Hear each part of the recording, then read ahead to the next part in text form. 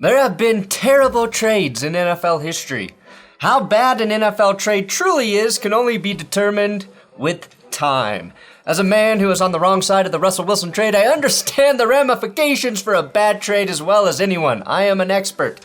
For the past 30 years, the Cowboys fleecing the Vikings and the Herschel Walker trade has been considered the worst trade in NFL history. That trade did build the Cowboys dynasty, but the Vikings went to the playoffs their first year with Herschel Walker.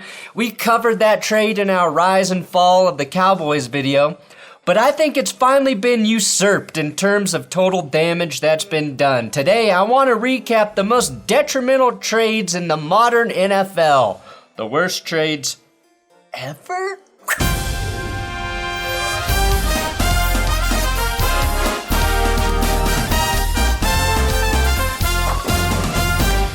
It was so bad it screwed both teams instantly. You may not believe this, but Trent Richardson has been traded to the Indianapolis Colts. The only thing worse than the Colts trading a first-round pick to the Browns for running back Trent Richardson were all of Jim Irsay's tweets leading up to the trade. Dear God, Jim. There is a trade that Jim Irsay is mentioning on Twitter. I believe this was when Jim was in his booze and pain pill era. In 2012, the Browns spent the third overall pick on Trent Richardson in the draft, which became one of the reasons NFL teams started to fear drafting running backs in the top 10.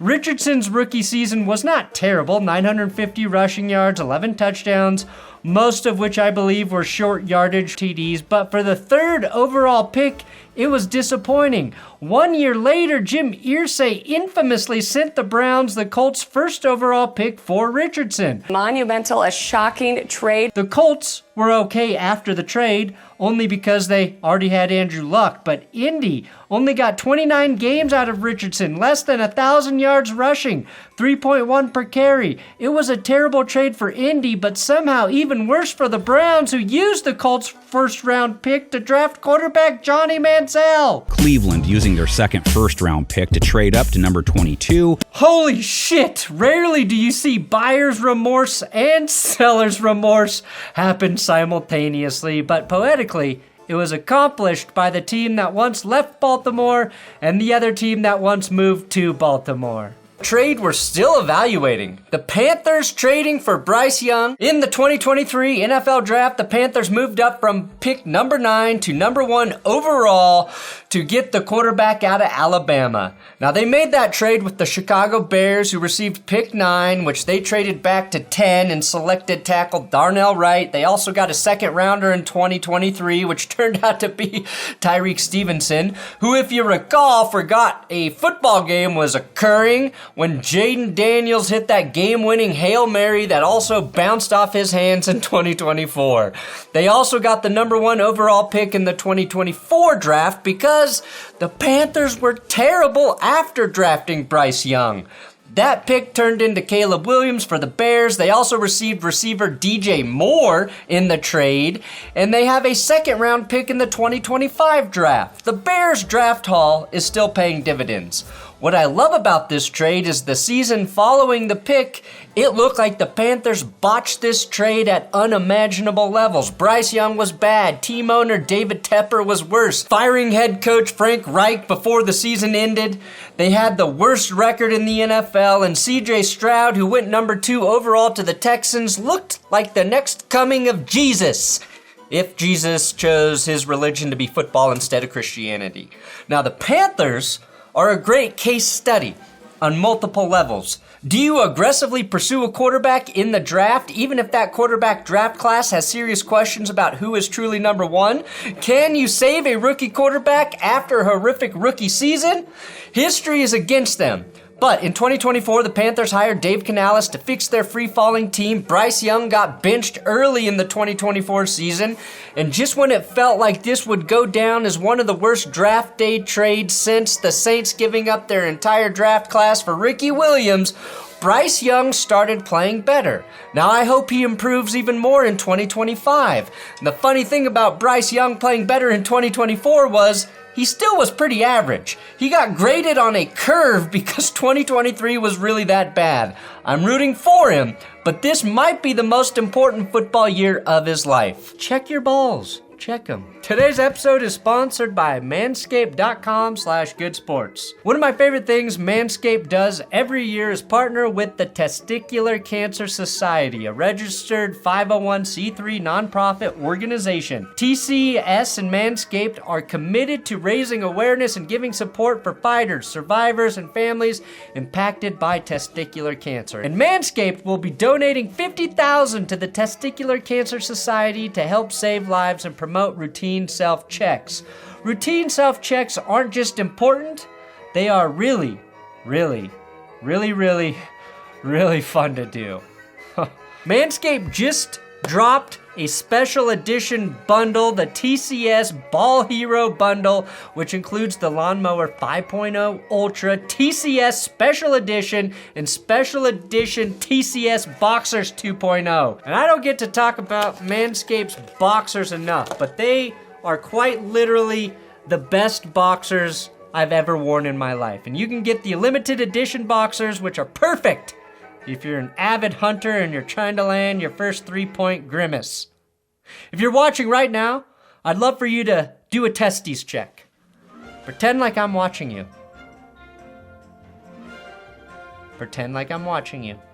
There you go. No, it's not weird. I just want you to be safe. As always, my link will get you 20% off and free shipping. But this month, if you want to learn more about how to check yourself or donate to the Testicular Cancer Society, visit manscaped.com/TCS. I'll be watching you. An honorable mention in recent football history goes to Jerry Jones, who traded Amari Cooper to the Browns for a 5th-round pick. We all know that was highway robbery, but my favorite part of this trade is that in 2024, the Cowboys sent a 4th and a 7th rounder to Carolina in exchange for Jonathan Mingo, which netted the Cowboys just 17 receptions following that trade, which, in the Cowboys' mind, means Mingo is worth more draft capital than Amari Cooper. This truly is Jerry's art of the deal. The facts are, I don't understand what a catch is. Now, this only gets an honorable mention because the Cowboys and the Browns were basically the same after the trade. But this is a lesson in understanding value and the market, which for a billionaire is shocking that Jerry does not know or understand. I don't understand. That same offseason, the Chiefs got a 1st-round pick, a 2nd-round pick, 2 4th-round picks, and a 6th-round pick for Tyreek Hill. Also, that same offseason, the Green Bay Packers traded Devontae Adams to the Las Vegas Raiders in exchange for a 1st-round pick, number 22 overall, and a 2nd-round pick in the 2022 NFL Draft. Amari Cooper, of course, older than both of those receivers and never was in the same category in terms of production, but we have to credit the Browns for absolutely fleecing the Cowboys. The Cowboys were so out of touch with the wide receiver market that you have to wonder if they were even evaluating the same fucking sport. Any competent GM would have netted a 2nd-round pick and possibly more in terms of later-round add-ons. Amari had back-to-back 1,000-yard seasons with the Browns, who then dealt him to Buffalo in 2024 for a, wait for it, 2025 3rd-round pick and a 2026 7th-round pick. They got a 3rd for him at age 30. Holy shit, how's Amari Cooper only 30? He's played 10 NFL seasons. The Cowboys essentially sold the Browns a used car at a friend price, watch them drive it for a few years, then witness them sell it for a 60% markup. Again, the team ramifications for that trade, not the worst, but the value, holy shit, Dallas, thank you. Moving on to Kiko Alonso and LaShawn McCoy. One of the rare player-for-player trades. No draft picks, no bullshit, but lots of problems. In 2015, the Philadelphia Eagles made a shocking move by trading star running back LaShawn Shady McCoy to the Buffalo Bills for linebacker Kiko Alonso.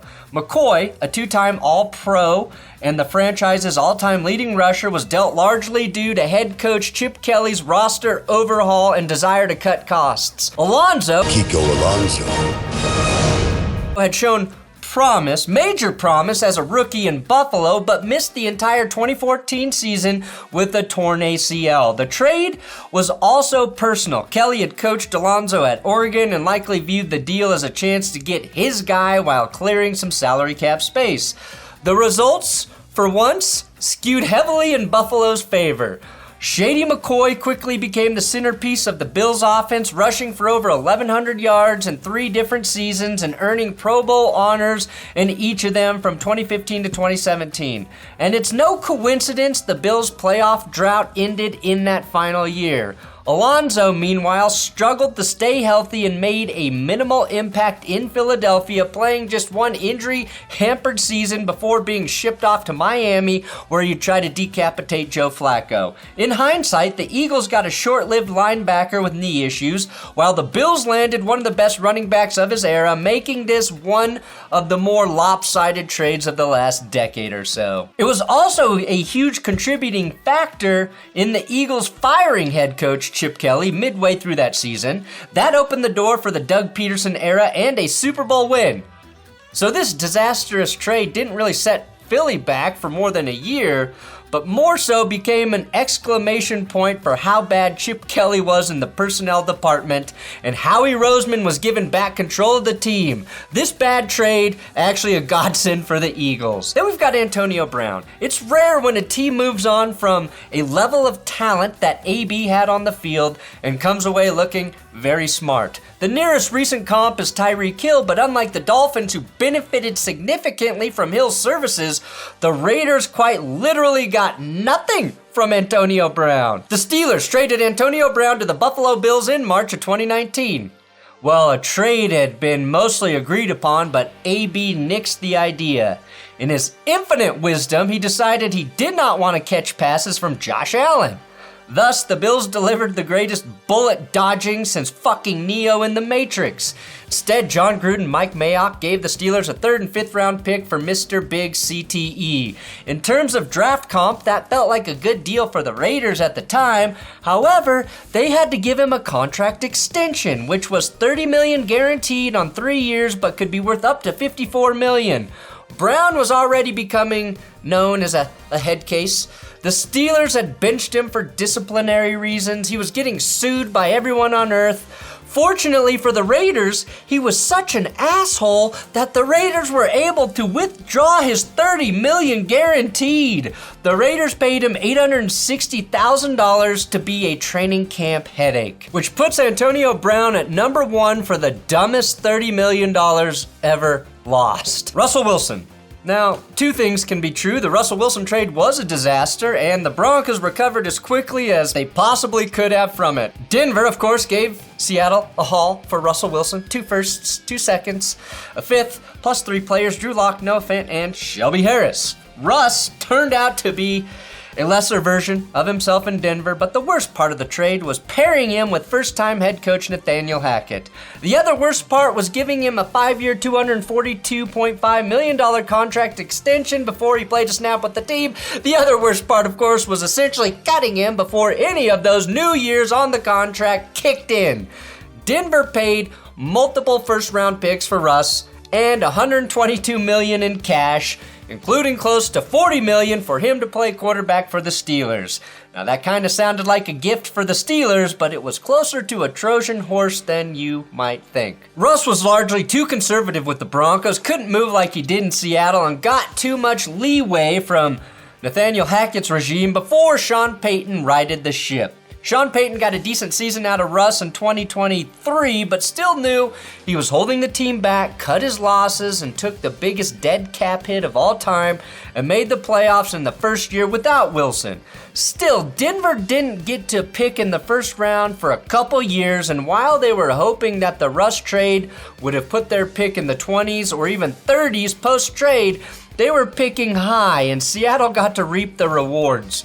The Broncos have rebounded, but the ends do not justify the means. It's still a cautionary tale, but it's also a manual on how to cut your losses when you make a big mistake. You're welcome to the rest of the NFL. We showed you how to do it, okay? This is how we do it. Aaron Rodgers to the Jets. Now I'm going to take it easy on the Jets for at least part of this trade.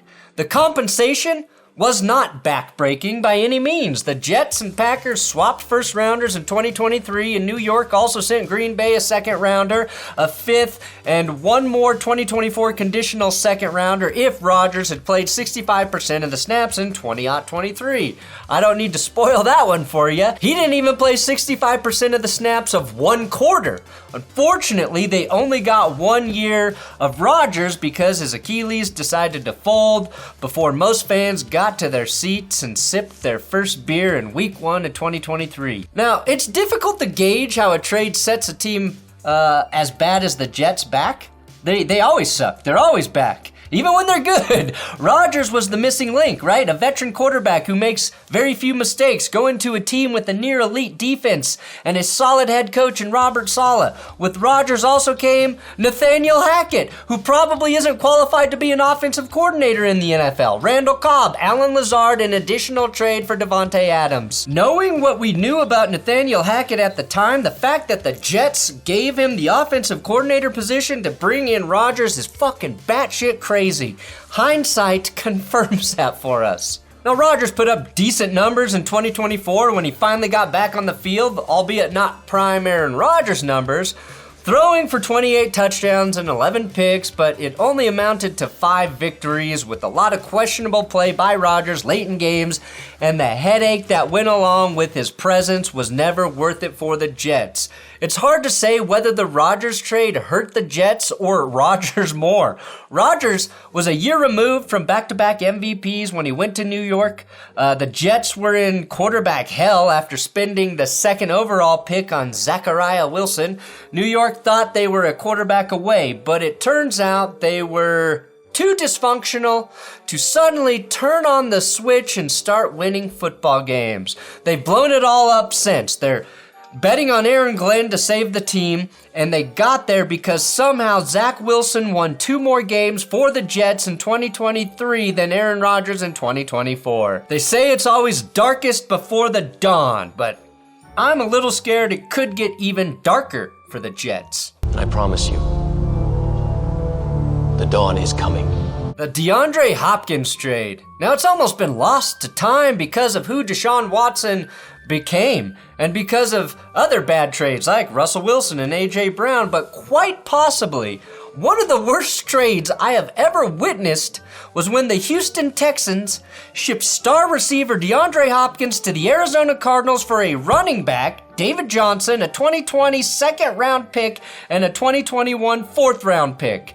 This trade was buried during a COVID offseason, but it still caught plenty of ire, as it should have. Texans head coach / GM Bill O'Brien wielded too much power and pulled the trigger on a trade for way too low of an offer. O'Brien later admitted he should not have assumed the GM role in 2020 after Houston essentially didn't have a GM in 2019. Just 2 days after this trade, the Vikings traded Stephon Diggs to Buffalo for a first-round pick and replaced him with, of course, Justin Jefferson in the draft. That's how you move a star wideout. David Johnson rushed for just 919 yards over 2 seasons in Houston. The second rounder was spent on Ross Blacklock, a defensive tackle who never recorded a sack with the Texans, and their lack of talent in 2020 ultimately caused Deshaun Watson to hold out. Of course, the ripple effect on that is insane. Bill O'Brien trading DeAndre Hopkins might have been the worst thing that ever happened to the Cleveland Browns. Had D-Hop stayed, I doubt Watson holds out and demands that trade altogether. Houston also went from a 10-win playoff team in 2019 to a 4-win team in 2020 to a team who didn't have their star quarterback for all of 2021. And we also watched the franchise's most iconic player, J.J. Watt, walk away from the organization following that disastrous 2020 season because he was sick of their bullshit.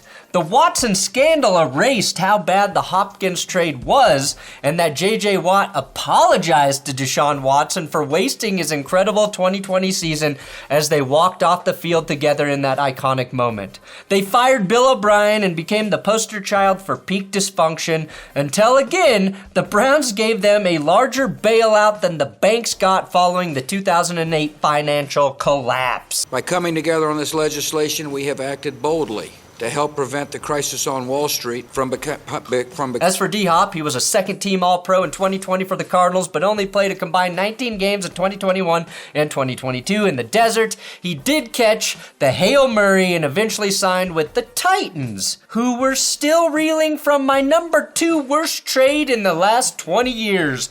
The A.J. Brown trade has to be the worst non-quarterback trade since the Herschel Walker kerfuffle. In 2022, the Tennessee Titans infamously traded All-Pro receiver A.J. Brown to the Philadelphia Eagles during the NFL Draft. Now, the Eagles received the 18th overall pick and a third-round pick. Tennessee used the 18th pick on receiver Treylon Burks. They also acquired picks 35, 69, and 163 in that draft after trading their late first-round pick to the Jets. Now, I mention that because with pick 163, they drafted receiver Kyle Phillips. Kyle Phillips produced 259 yards for the team in 2 seasons. Burks, in 3 seasons, riddled with injuries, has produced 1 touchdown and 699 yards. In A.J. Brown's first 8 games with the Eagles, he produced 718 yards of offense and 5 touchdowns. 8 games, and he did more than the 2 guys Tennessee was hoping would fill his void. Brown has gone over 1,000 yards in all 3 seasons with the Eagles. He caught a touchdown in 2 different Super Bowls with Philly, including the recent victory. A.J. Brown, Super Bowl winner. The Titans currently selecting number 1 in the 2025 draft. They fired the GM who made the A.J. Brown trade, John Robinson. They fired a very good head coach in Mike Vrabel, who never wanted to make this fucking trade. Then they fired the GM they replaced John Robinson with, Rand Carthon. They literally devolved into the worst team in the NFL, while the team that acquired their player won the Super Bowl that same year. I honestly think the A.J. Brown trade had a bigger negative impact on the Titans than the Deshaun Watson trade had for the Cleveland Browns. They did get to the playoffs with Joe Flacco, the Browns. It's not just that A.J. Brown has produced 25 touchdowns and 4,031 yards of offense for the Eagles in 3 seasons, and that the Tennessee Titans have fallen to 27th in points scored after he left. They were a 12-win team in 2021, and since Brown was traded, they fell to 7-10, 6-11, and 3-14. Brown made Ryan Tannehill look like a good quarterback. If you know your quarterback's being elevated by your receiver, do not trade that receiver. The Tyreek Hill trade worked for the Chiefs because Patrick Mahomes is a Hall of Fame quarterback. The Titans have been chasing that big-bodied wide receiver ever since, just scraping by at the position with Calvin Ridley and DeAndre Hopkins. I think their lack of dynamic talent at wide receiver blew any shot they had of potentially developing either Malik Willis or Will Levis, but now, of course, that's the reason they are in a position to pick Cam Ward first overall, and maybe he'll save him. By the power vested in me by the NFLPA and the Supreme Court of the United States, I hereby determine the Deshaun Watson trade officially the worst trade in NFL history, even though I think the A.J. Brown trade was actually worse. Where the hell do you even start with the Watson trade? I think you have to begin with the fact that 22 women accused Watson of sexual misconduct before he was ever a Cleveland Brown. The all 22 you don't want your quarterback worrying about. This was, of course, a very well-publicized story that overshadowed Watson's holdout in Houston, but the Cleveland Browns decided to dump Baker Mayfield, the only quarterback who had won them a fucking playoff game since the mid-fucking-90s, and send a king's ransom to Houston for a guy who was going to be suspended before he could even touch the field in 2022. 11 games of suspension. A guy who didn't play at all in 2021. And hopefully, the field would be the only thing he'd touch. It wasn't a scenario where they were buying low on a disgraced former stud quarterback. They sent the Texans 3 first-round picks, a third and 2 fifths. Houston turned those picks into Will Anderson, Tank Dell, John Mechie, Christian Harris, Damian Pierce, and Kamari Lassiter, among others. They have since won 2 playoff games, including a 2023 wildcard victory over the Cleveland Browns.